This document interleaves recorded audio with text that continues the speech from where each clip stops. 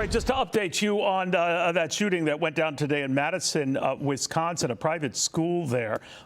We know it left 2 dead, including a student and a teacher. We know separately that included the teenage shooter. We don't know the gender of that shooter.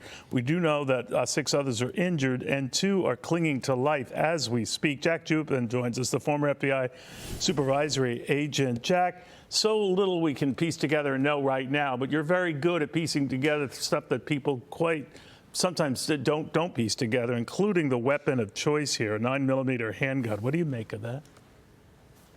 Yeah, Neil, it's very early on in the investigation, so we don't know everything yet. We don't have the facts yet. I can tell you this, the response from law enforcement and fire were very quick, accurate, and you know what it came down to? Training.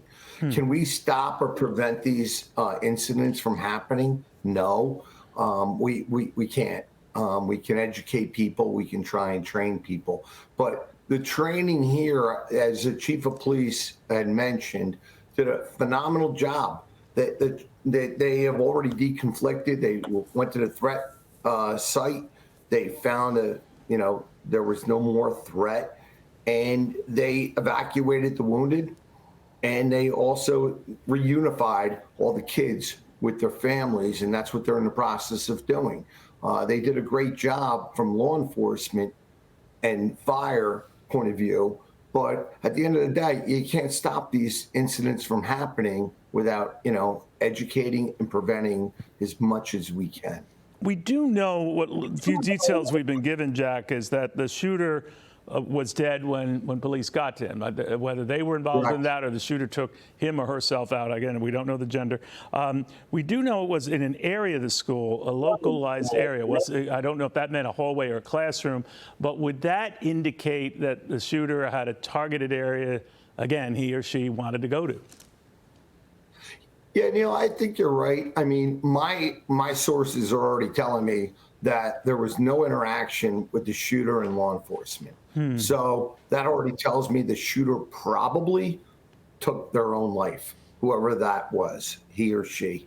And the shooter may have had an exact target that he or she was looking for in this incident. So we don't know where we're at this point. Again, very early in the investigation, local, state, county, feds, we're all involved in the investigation, and we'll, especially the FBI, will assist in any way we can with the locals on this matter. Jack, there were no metal detectors at this private school. It's not, demanded for private schools. Do you think it should be? Neil, that's the $1 million question, right? Yeah. It depends what town you live in, right? Sure.